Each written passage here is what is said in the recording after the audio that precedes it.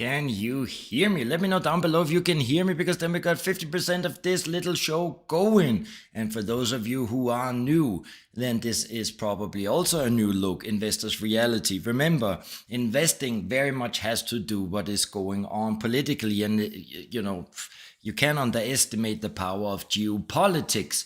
Now, today we're not, I don't know if this is a geopolitical issue that we need to pay attention to, but we certainly need to pay attention to Donald J. Trump's latest announcement. And that is that he would never allow a CBDC. Thank you so much, my good friend Vex.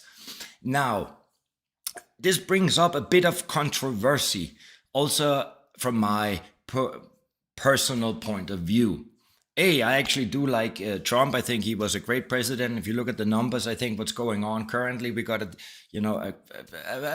president in the United States who is not always sure what's going on, right? I have no idea. Exactly. So, we gotta take here that 1 second here. See, when we got a new background, there are little things that we gotta watch out for. Anyway, so what is happening now is, from we the people, and that we want a decentralized future financial system. That is absolutely true. Power to the people, right? We don't want a lead to or a centralized entity to control our future. However, remember, this channel is mostly about you and I becoming among the 1%, the top 1%, right? So, there's a saying also, if you can't fight them, join them. And that's basically a little bit what we're doing here, right? I mean, to be honest, I'm all fine with that CBDC being centralized. I'm all fine with the Fed controlling it. Praise the Lord for Miss Christina from IMF and, the Fat Bear from the BIS. I mean, we can actually foresee the future of finance, right? They're going to launch. We're going to see some kind of crash. We need to get the traditional system, out of the way. We're going to see this transition from traditional going digital. We're going to see all that lovely, lovely, lovely, lovely money coming in through the CBDC. We're going to see the DeFi protocols that we all love, like Maker, like Aave, like Synthetics, also like Compound. Maybe forgot, Synthetics, we said, Curve. I mean, there's so many. We love the automated exchanges like Uniswap, right? I mean, we absolutely love 1inch. All this we can foresee, right? The third cycle, that's all we're waiting for. Web3. And now Trump comes and fucking pisses right on our plate. However, he might be doing that for the greater benefit of society, of humanity, for equality. I'm going to be the last to judge what is right or wrong, but we are going to talk a little bit about this today. So that's it. And I think we need to get going. And, this also goes a little bit like this. I want to welcome you to Crypto Never Sleeps, and of course this special edition of Investors Reality. In case you're new to this channel, you want to stay on top of the crypto world, and for that matter also geopolitical events when they are really hot, well then please do me a favor, hit like, smash and subscribe and all them goodies so that you can be notified every time we upload new videos, so that you can, and this is very important to me, so that you can protect your wealth, preserve your wealth, and ultimately increase your wealth. My name is Nico Arachi, and I am a real investor.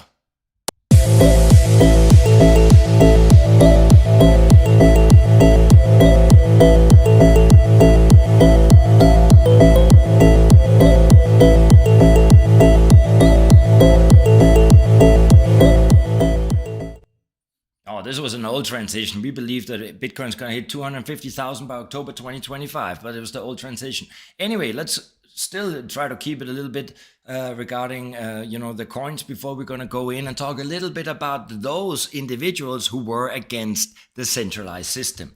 First, we are seeing here Bitcoin 41,000 down 3.2%. I mean, did this all come, even though we are watching it the hourly, right?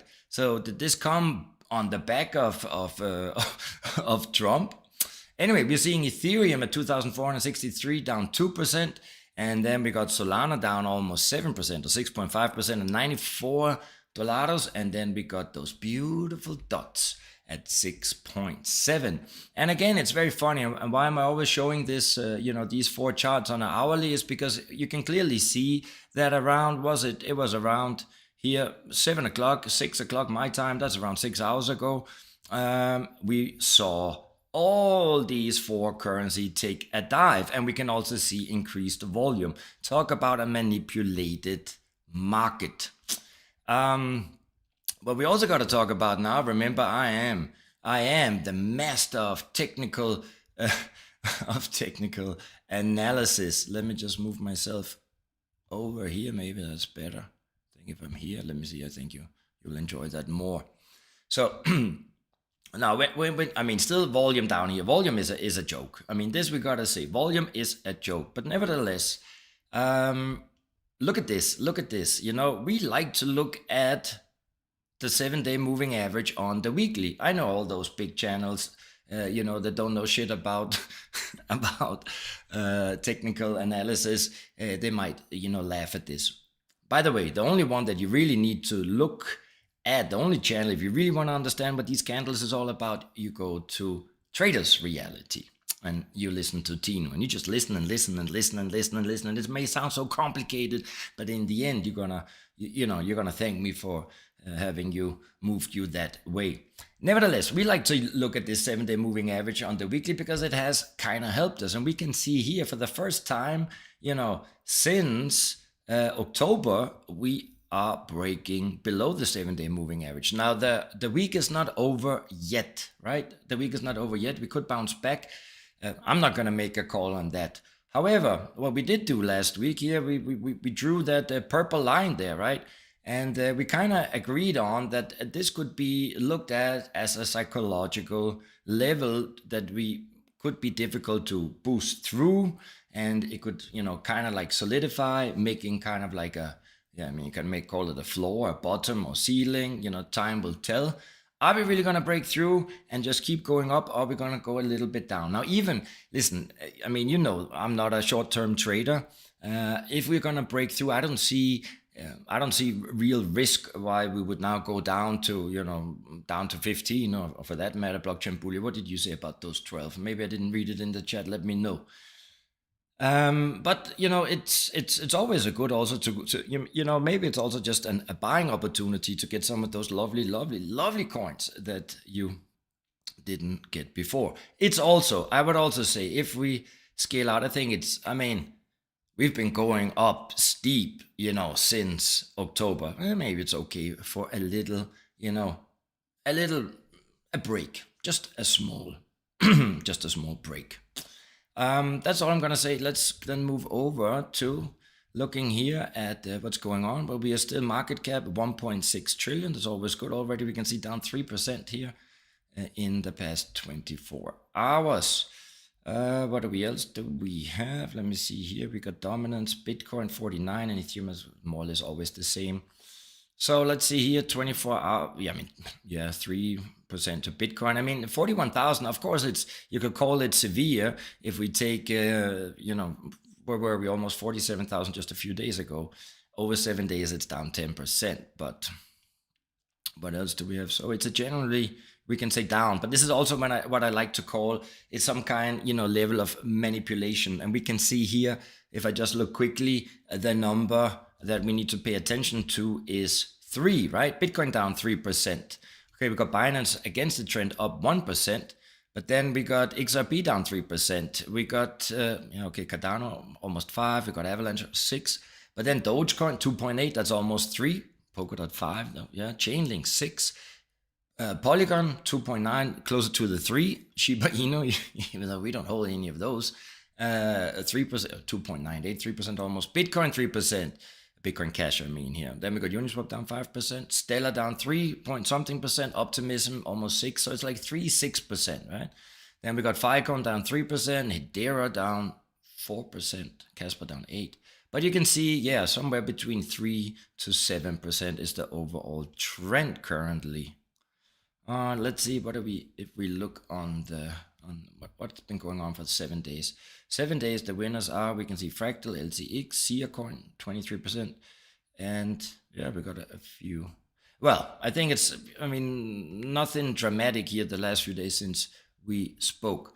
Let's take a quick look at our portfolio. So even though it's not portfolio update, but just so you all understand where we are. And going, I gotta do this a little smaller. Sorry guys. And here we can see, so Illuvium, we're up 26%. Metis has been, again, very good. Metis has been very, very good. You can see we Compound up only 23 since we got in. Kusama up 58. Moonriver has been lovely, 372%. Chainlink, we got some Chainlink news. I think Chainlink is bound to take off. A Uniswap also, you're basically getting it the same price as Betty.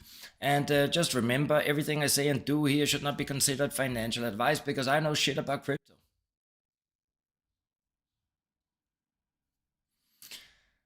ICP Internet Computer. I think we're going to come up. We were looking for some news about that. There's still a lot going on there. That's great. Where we got live peer down 16 since we got in. Gamify. I got to be honest with you guys. I don't know.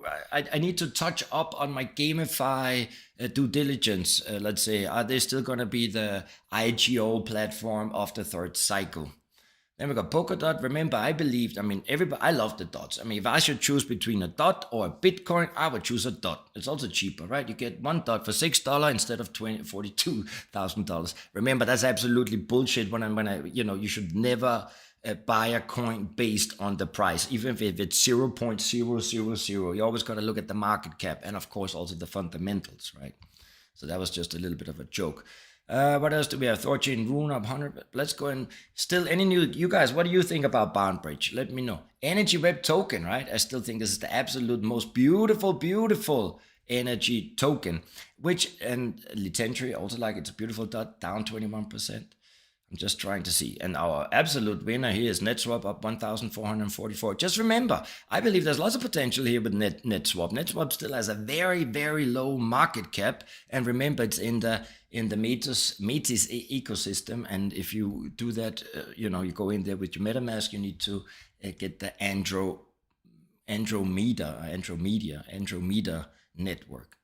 What else do we have here? Let me just see here. Hey, I believe Kilt. We're gonna do Polkadot update tomorrow. So Polkadot update, and I'm gonna announce tomorrow adding a few more Kilt. What else do we have? Storage J down since 5% since we got in. Decentralized storage is very good. I believe still in the power of Curve. And what else do we have? I think it's only a matter. Cardano. I think it's only a matter of time until Cardano is going to take off. But we've been speaking about this also before, because if you go in and if we look at Cardano, right? I think Cardano has a huge potential, but it also has a market cap of 17 billion. So what we need to do, we need to go in to the Cardano ecosystem. And if I'm too slow here with my streams, what you can also do yourself is you can. For example, it's a good place to start is you go into DeFi Llama, then you go into chains, and then you just scroll down, then you find Cardano, which we have here, and then you can go in, and then for example, you can see, you can see the protocols, and they're ranked with the amount of volume they have in, and it's a good starting point. It's not everything, but as I said, it's a good starting point.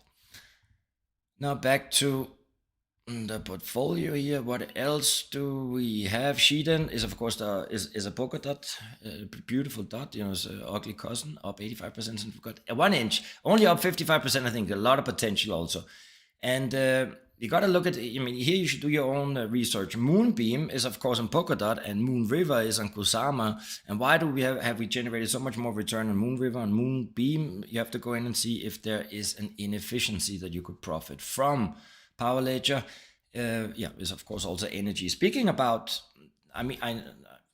let's just get down finished here. Even the Pocket Network, since we got in, announced at 816%. I think Pocket it's still kind of cheap, yeah.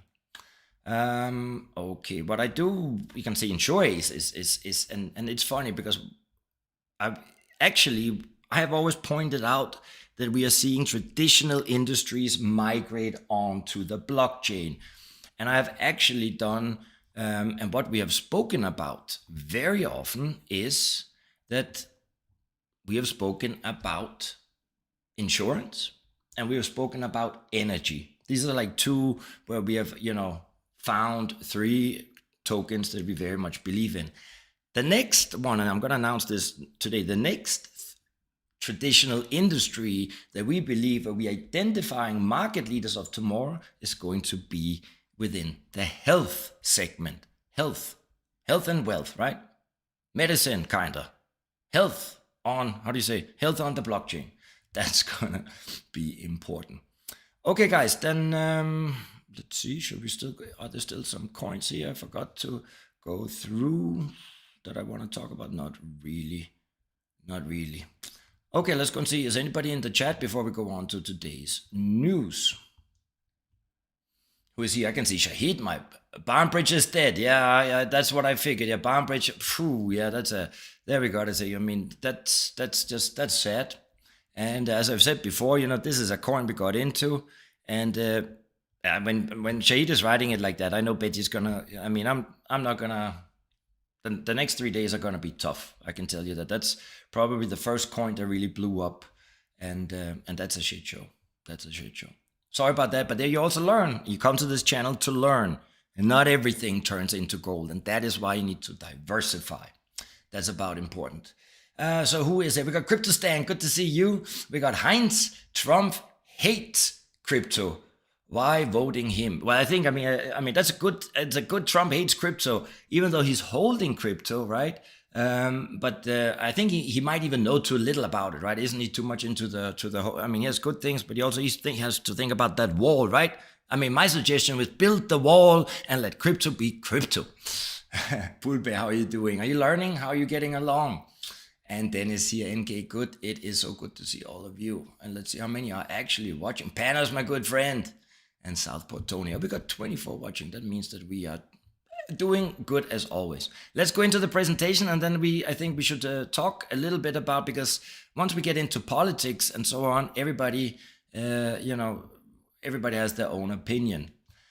So what came out today was, Donald Trump is, I don't know what to say. It surprised. I think it took a lot of us at surprise. What did he say here?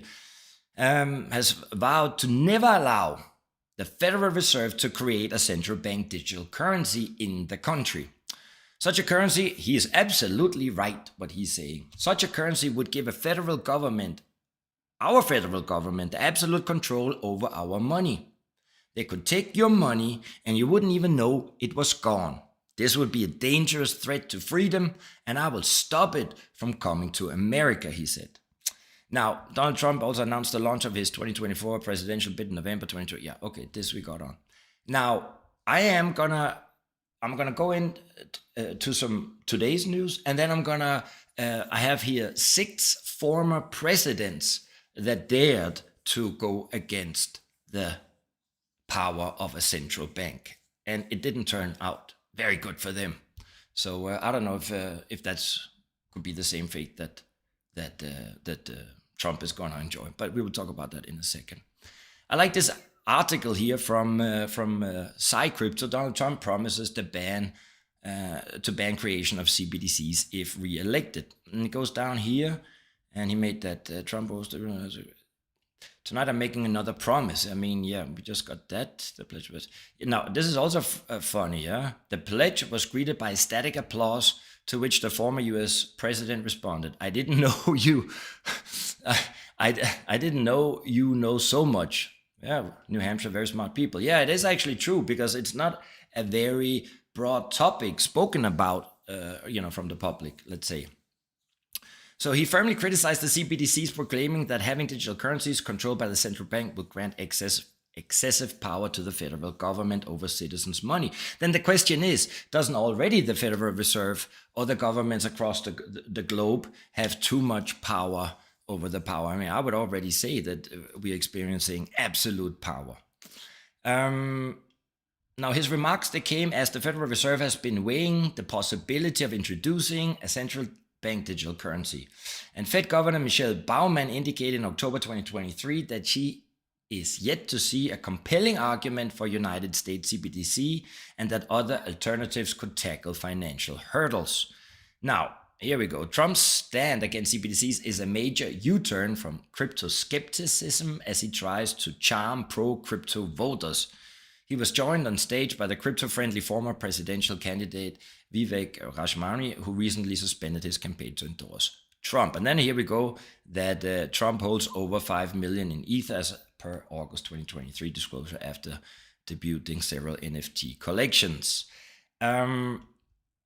And then, this is probably also, crypto and the prospect of a central bank-backed digital currency have become a hot topic on the US campaign trail. Ron DeSantis has promised to end Biden's war on Bitcoin and cryptocurrencies. DeSantis already banned CBDCs in Florida. It remains to be seen whether Trump's potential victory in 2024 could turn the tides in crypto's favor, marking a dramatic shift from President Joe Biden, whose administration and regulators are constantly going after crypto.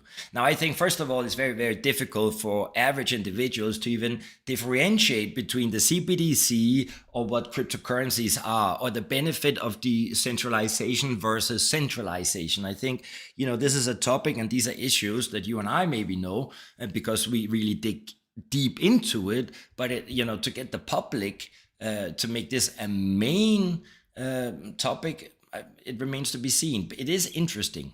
However, it is a bit of a tough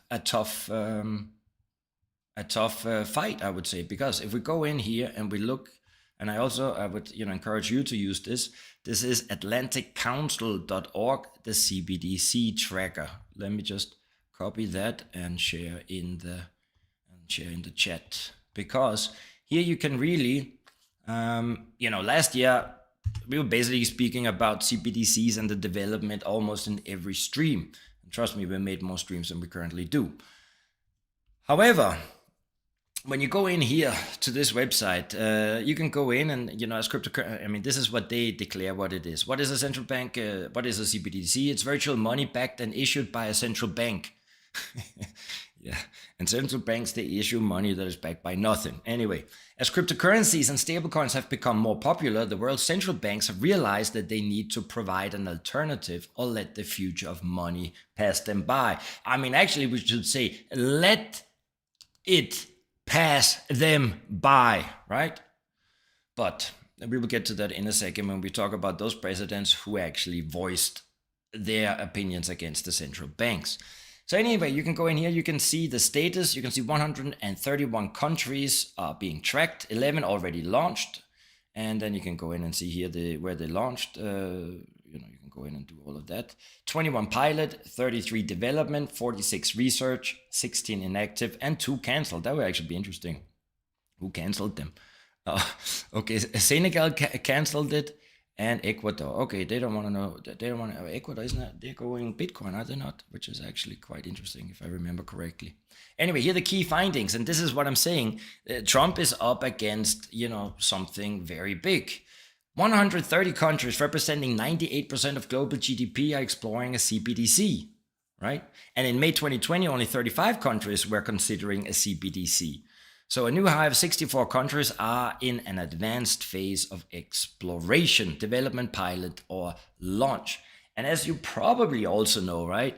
The IMF has been all over this, right? Sister Kristalina already, 3 or 4 or 5, 6 years ago, all she's doing is, talking about those CBDCs. She has no clue what it is, but promoting them.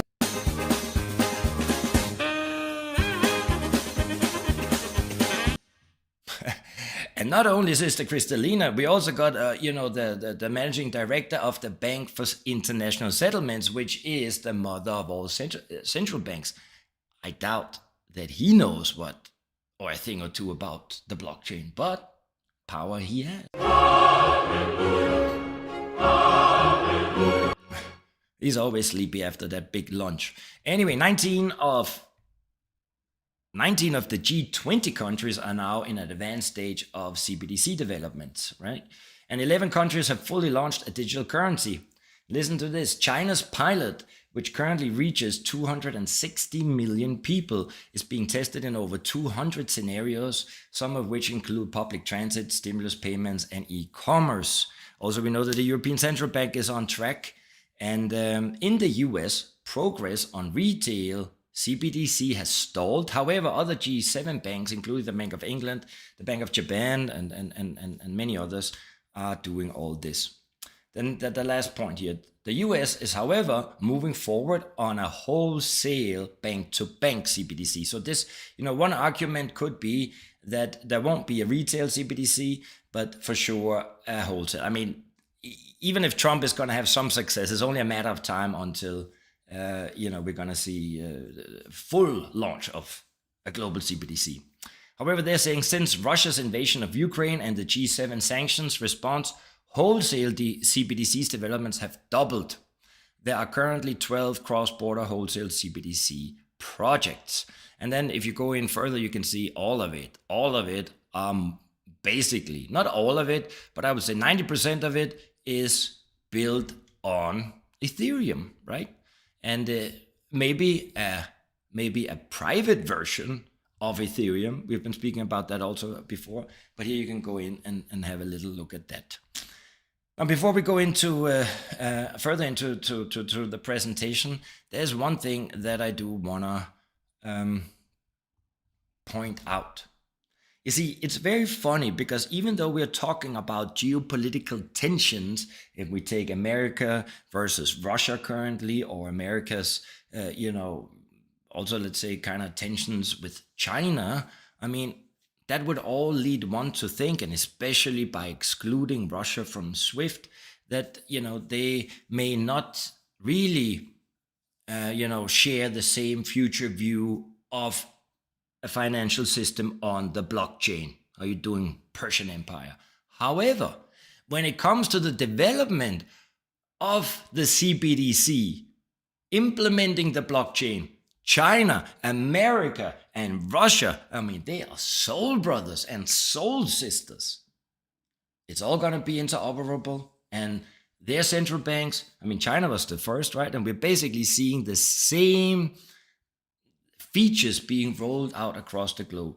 So it's almost like you can take all those missiles and all that war that's going on and put it in one drawer and look at the future of finance, because that's going to be, that's just going to be on the blockchain. No problems there. Globally accepted, and that's about that. Anyway, let's see is what could potentially, it made me interesting, right? Because we have over history, we have seen a few presidents, a few high, political figures go against the creation of a centralized bank. And I don't know if you knew, but the Federal Reserve is actually, this will take 10 minutes, but it's a valuable lesson. I tried to make it a short, and I'll try to put in one of my stupid jokes that are not jokes. But anyway, there's actually been 3, almost 4 central banks prior to the Federal Reserve. And the first one was the Bank of North America, chartered in 1781. This was right after the Bank of England was defeated and by the success of the American Revolutionary War. So the Bank of North America, and after that there was the first and the second Bank of the US, they were ended by Congress because their charters were not renewed. Now, I can't remember the Bank of North America, how long it got the charter for, but the first bank of the United States got a charter for 20 years, and the second one also. However, we go all the way back to 1781, and Alexander Hamilton, he was an important dude when it comes to the first and the second Bank of the United States, especially the first. Proceeded to lay out a proposal for a national bank that would also serve as a de facto central bank.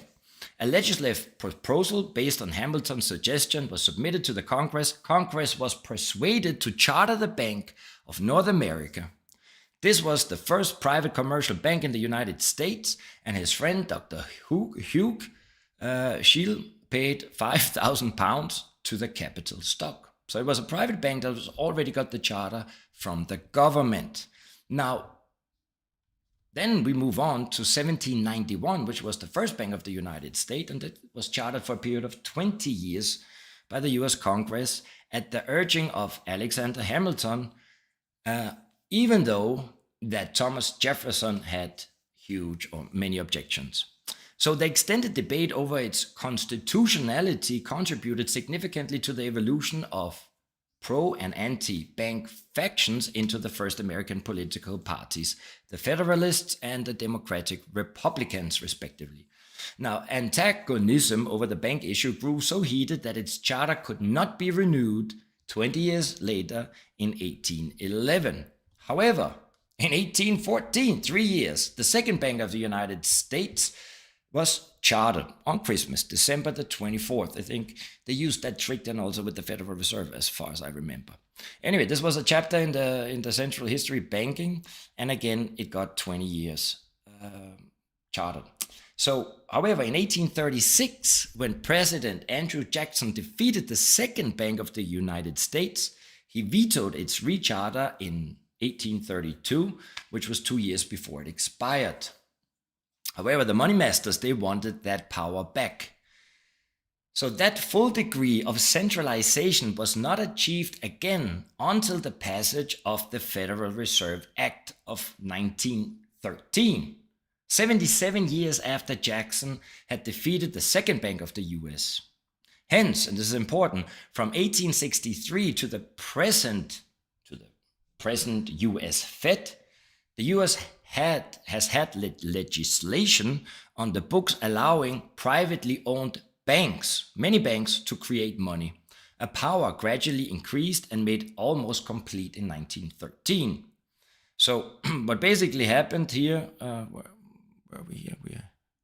So what basically happened was that after the second bank, then we had, many years where it was more or less no central bank. But then in 1863, we had the National Bank Act. And that act, revised in 1864, authorized privately owned national banks to create money. So unlike the 3 earlier central banks, not rechartered by Congress, the national banks were not one corporation.